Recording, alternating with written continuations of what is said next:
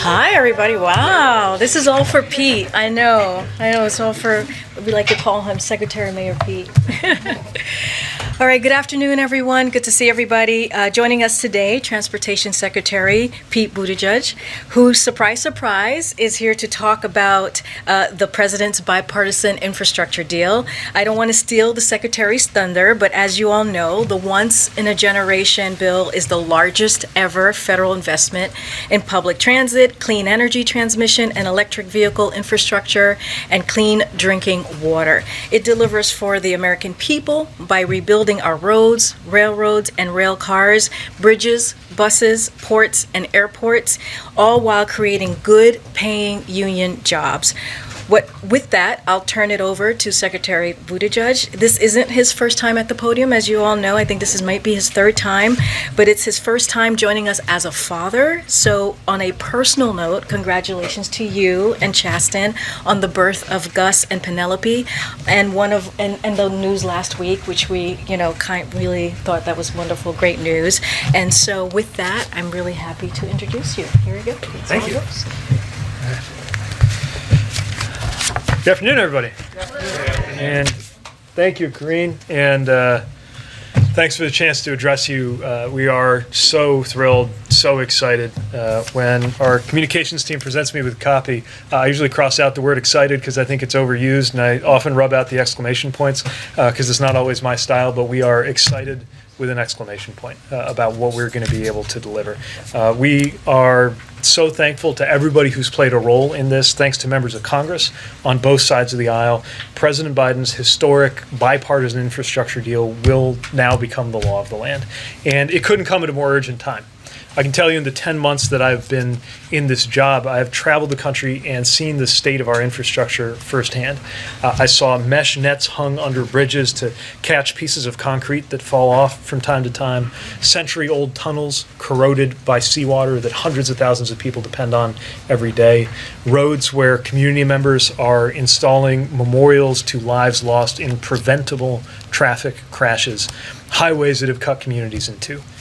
Infrastructure is so elemental to our society that when it's not there to serve us in the right way, all of us are impacted. But when it is, when it's strong, every community, large and small, rural and urban, privileged and marginalized, every community feels the benefits.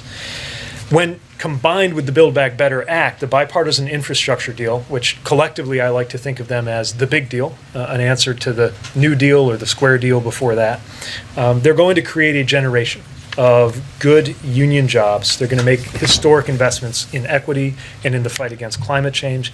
They're going to make sure that America can compete and win in the decades ahead. This is the largest investment in roads, bridges, and highways since the creation of the interstate highway system, including the largest investment in our bridges ever, so that we can avoid devastating closures and disruptive collapses like we've seen, including what we saw in Tennessee and Florida and far too many other places. It's also the largest investment in public transit ever, with funding that will expand service to communities of all sizes, including improvements for seniors and for people with disabilities. It's going to replace thousands of outdated buses with clean zero-emission vehicles and aging rail cars with state-of-the-art new ones. It's the largest investment in passenger rail since the creation of Amtrak itself, and transformative impacts in traffic safety will be achieved. And it's going to strengthen our supply chain by improving our ports, our airports, and our freight rail. It's going to dramatically increase funding for major projects. Every year we have our discretionary programs, RAISE and Infra, where we support projects that are vitally important for local economic development and the national supply chain. We're going through the current round of applications for RAISE right now. And for every dollar that we have to give out, there are about 10 in impressive applications coming in. This allows us to grow those programs that we can use in very direct ways to address the issues of our time. I'll give you an example from the Infra round of grants that happened earlier this year. We announced funding for a project in Georgia. It's an inland port to help goods move onward from the port of Savannah. It is to create a new 300-plus mile freight connection between the seaport and the inland port that makes it faster to get the goods out of the port and then sort them so that they can get on the way to shelves. But like I said, for every good project like this, there are many more that are worthy, but that we can't support. This helps us to change that.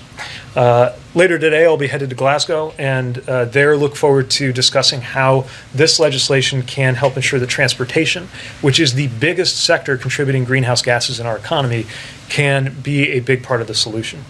We've seen so many impacts of climate change on American lives, on our transportation systems themselves, and that's part of why this plan includes funding to put people to work electrifying our power grid, make our infrastructure more resilient to extreme weather, and build out a national network of 500,000 electric vehicle chargers, and expand public transit, as I mentioned earlier, which is also a huge part of the climate solution.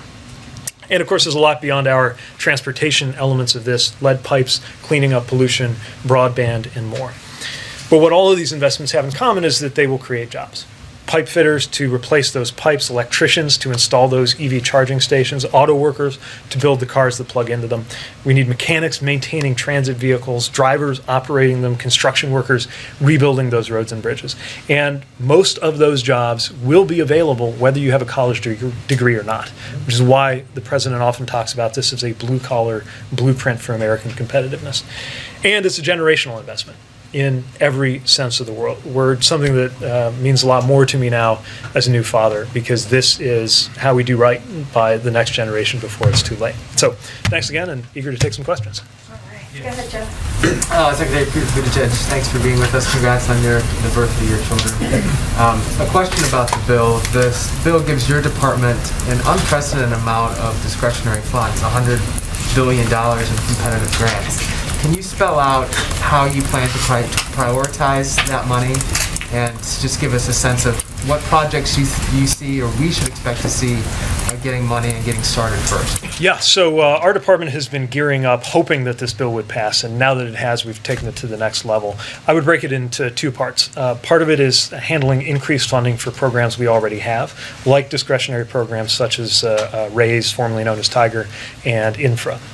There, what you're going to see, within the framework, of course, that the law puts forward, is an emphasis on projects that, taken together, give us extra value in the priorities of this administration: economic strength, safety, climate, equity, preparing for the future. And we see a lot of projects that overlap in that sense. Again, if you look to what we funded with the last round of infra, that'll give you a sense, and you'll see that when we announce the RAISE projects for this year too, but we'll have so much more to work with. Then there are areas where we have to stand up whole new programs. Safe Streets for All. We've never had a multi-billion-dollar safety initiative like that. Reconnecting communities, which we've been talking about all year, responding to where sometimes it was federal dollars that divided a community, often along racial lines. I think the intent of those programs is clear, but the mechanics of those, we've got to work very hard to make sure that we get it right, that the criteria are transparent, that it is easy to understand how to apply, whether you are a big city with full-time staff here in Washington, D.C., or a small rural community trying to navigate that federal process. And of course, that all those dollars are spent accountably, because we're talking about a lot of taxpayer money. Do you have something in place? Sorry, just a quick follow-up. Do you have something in place to prevent mismanagement of that money and fraud? Absolutely, yeah, and that's something that I know is also happening at the administration level. There will be, and the president made this very clear to us in the cabinet when the rescue plan dollars came through. We know that we're going to be held to a very high standard by the president as well as the public. So we have an executive council with the deputy secretary and undersecretary as well as myself, paying close attention to how we can make sure we have all of the right controls, the right rigor to make sure these dollars are spent well. Secretary Mayor Pete, could you give us the breakdown of the implementation of Justice 40 with the infrastructure package that's now passed and signed into law?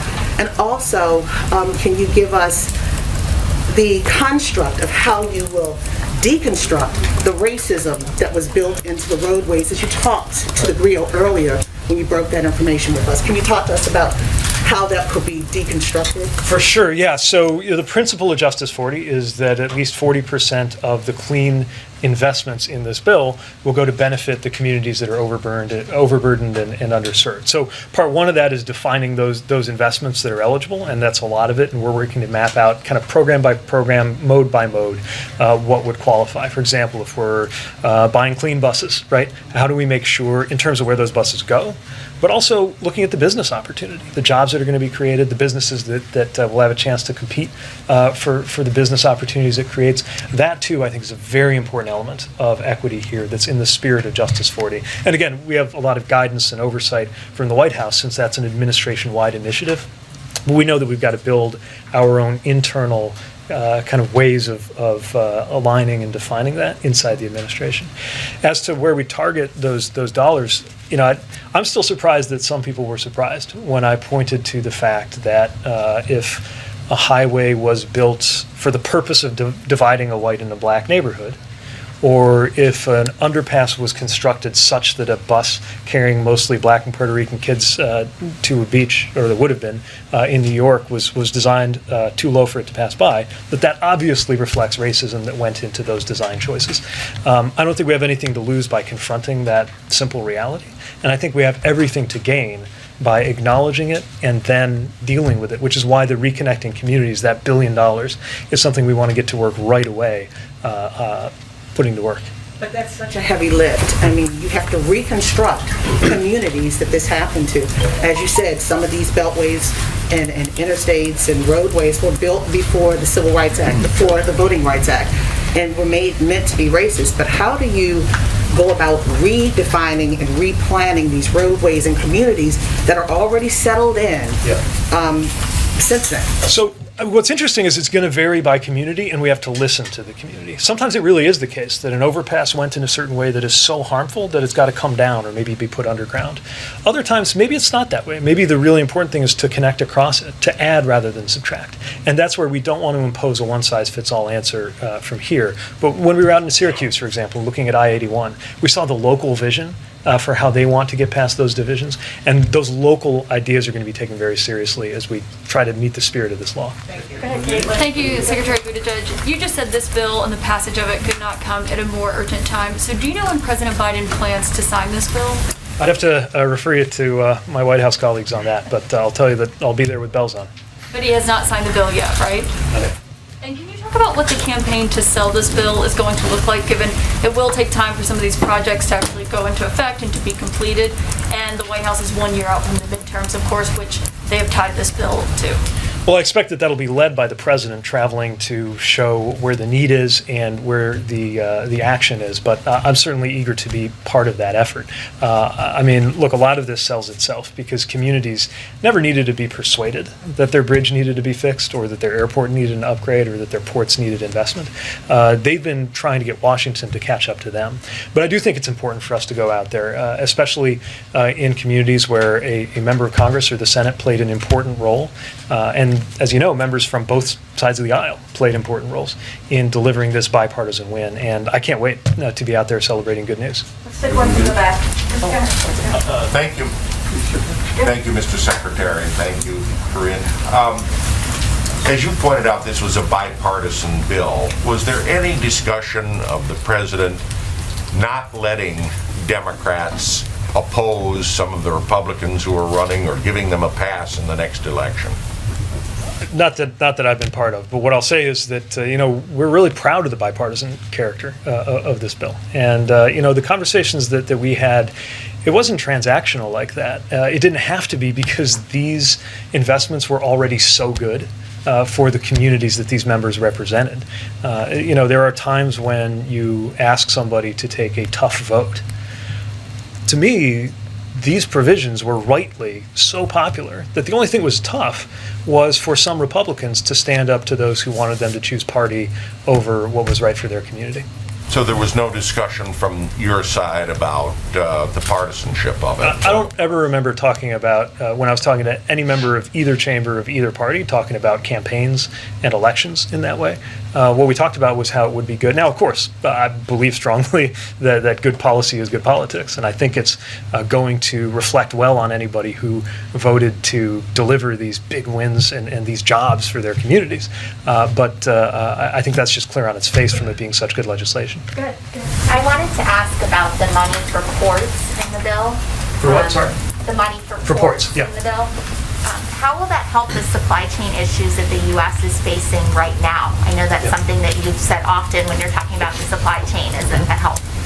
Yeah, let me offer a couple examples. I mean, one is that we need to make sure our ports are as efficient as possible, right? And there are cases where more technology, sometimes physical technology around the berths, but sometimes it's more to do with the systems that help the different players talk to each other. Remember, port's not a single entity, right? You got the port itself, which is kind of like a landlord. Then you got the terminal operators. Then you got the truckers, and all of them are interacting with competing shipping companies, right, to try to efficiently move these containers. They need to be able to exchange and share data. We'll definitely want to support ways to do that. So that's an example. Some of it's multimodal. If you see a backup of ships at a port, it might actually be because of something that's not so much on board the ships, but inland. That's why I was pointing to that example in Savannah, serving Savannah, where we have an inland port so you can rush those containers out of that precious port space and then sort them out, and then it'll be more efficient and more speedy.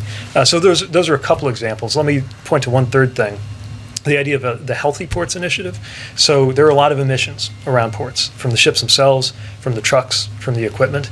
And right now, one thing that is tough is the neighborhoods that are close to them feel that impact, including in increased asthma rates in what are, by the way, disproportionately Black and Latino neighborhoods. The Healthy Ports Initiative helps electrify them so that you don't have to worry about the emissions. And to me, that goes hand in hand with those efficiency gains that we're trying to drive. I wanted to follow up also, you mentioned truckers. Have you thought about at all relaxing motor carrier regulations further to allow people 18 to 20 to participate and to be truck drivers? So I believe there's a provision in this legislation. Yeah, exactly. But we got to be very careful about safety. And so the way the provision works is it's a mentorship type, apprenticeship type of initiative that tries to manage the potential for there to be a safety trade-off. We want as many people to be qualified drivers as possible, but never at the expense of safety. And we'll always look at other steps we can take. But let me mention, we've got to just make truck driving a better job. Truck drivers, there's a reason the turnover is so high. And the way they're compensated, they're often not compensated for their time, which means that their time is wasted freely, sometimes when they're waiting for a load at a port, for example. Truckers have not had the option to work from home on Zoom. They are the absolute backbone of a big part of our supply chain. We need to respect and, in my view, compensate them better than we have. Thank you. Thank you, Secretary Buttigieg. President Biden said Americans will start seeing the effects of the infrastructure bill within 2 to 3 months. Is that also your assessment? And just to follow up on Jeff's question, can you provide a more detailed timeline on when specific programs will go into effect? So again, I would break it into the existing programs that we're just going to be able to plus up, and then the new ones that we're going to have to stand up. So with something like infra, raise, I think that sees more than a twofold increase in the authorized funding. So here you have, and by the way, they're not waiting on us in Washington to invent these construction projects, right? The communities are applying with them, and then we're just able to fund that many more. And we're already, even though I'm going through the applications for this year's raise program now, we will, in very short order, be working on next year's, and you'll see a notice go out. But again, some things, we need to stand up a whole new program. Safe Streets for All, Reconnecting Communities, Healthy Ports, and so that will take a little bit longer. Remember, this isn't 2009. This is an era where it's about making sure we hit every shovel-ready program to provide that immediate short-term boost for the economy. It's short-term, but it's long-term. That's why the President talks about looking back on this moment from the 2050s. Do 2 more. Just to follow up on that, we were down in Mississippi talking to farmers who have had bridges closed down in their area for 2 or 3 years. So when exactly can Americans expect to see a difference in their lives? Will it be 2 to 3 months, or will it be sometime sooner? Well, that's the beginning, right? I mean, the short answer is as fast as many of these agencies and workforces can absorb those dollars when the formula increases or when a new grant is available.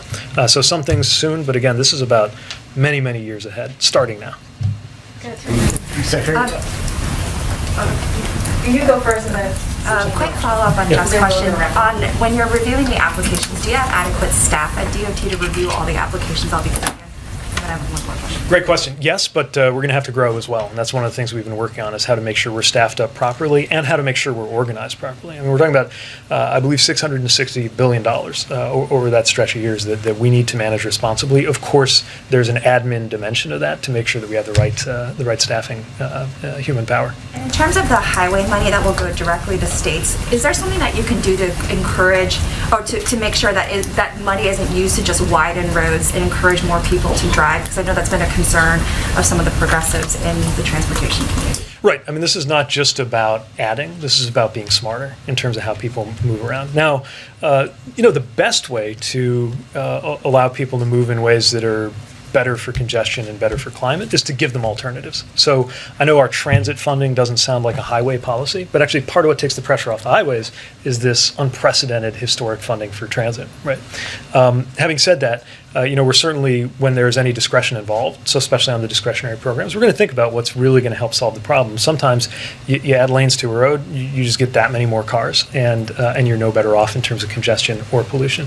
We're also interested in some of the performance measures that are being contemplated as part of the second round. But with this legislation, we definitely have the tools to make a positive difference on that front. Thank you. Mr. Secretary, just spinning forward to the next bit of legislation, the larger social safety net bill. The House version of that legislation includes paid family leave. The Senate has indicated it will be stripped out. They didn't make the President's framework a couple of weeks ago. You just came off some family leave. I was hoping you can talk to you about the benefits of that, and then number one, and then number two, given your experience, do you think that it should be a red line for the President to keep that in there so that all Americans have access to that benefit? Well, the President put forward a framework that he's confident can pass the House and the Senate. I think it's also no secret how I feel about family leave and how the President does, which is why he proposed it, I think campaigned on it, and will continue to fight for it. And the importance of it is that it's not, it's talked about as time off. It's time to do work. Good work, joyful work, meaningful work, but it's time to do important work. But let me also say, as a new parent, thinking about the difference that will be made by what's in the framework, the universal access to 3- and 4-year-old preschool, making childcare affordable for families across the spectrum, that child tax credit, I mean, that's going to be huge, and it's going to make such a big difference for new parents. Last question, Josh. Hi, thank you. Can we circle back to your other hat as supply chain, on the trucker issue, the Teamsters have said that these truckers should be unionized, should be treated like other stakeholders. Do you agree with that? Should they be able to unionize? Well, we're very pro-union. One of the things we're proud of is how this legislation will create more good-paying union jobs, and I think truckers who are unionized have more of those protections in terms of their health, in terms of their compensation, and that has a lot of benefits in terms of their effectiveness. Look, if you have an industry with 90% turnover, 90% per year turnover at the larger employers of truckers, there's clearly an issue with the quality of the job. And one tool for improving the quality of that job is union representation. So the administration has been silent on the Teamsters' specific call for this. So you're endorsing the short-haul truck drivers?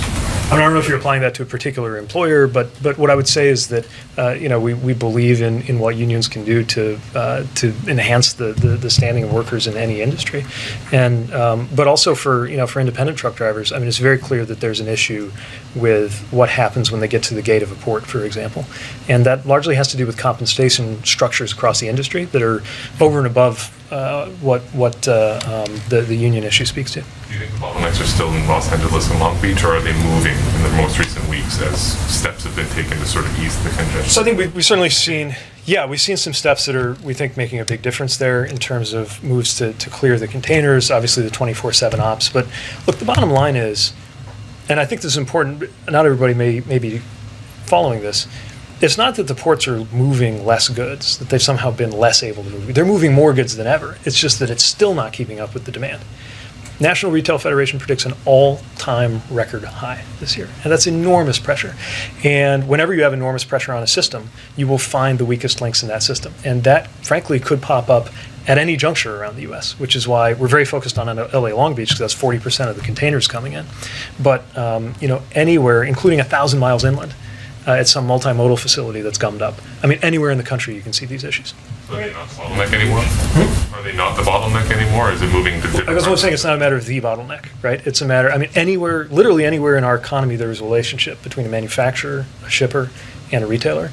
There are 1,000 points in that chain where something can go wrong, and we're seeing a lot of those points reveal themselves because of the enormous demand, the constraints on supply, the outdated infrastructure that all runs across, and then the fact that the pandemic is poking holes in all of the above, which is why the other thing I think is important to point out, having seen shortages in, started with toilet paper, then it was beef last year, the best way to end a pandemic-related shortage is to end the pandemic. And that's why the vaccine push is so important. Okay, great, thank you so much. Thanks. Thank you. Thanks again. Really great being with you. Secretary. Thanks.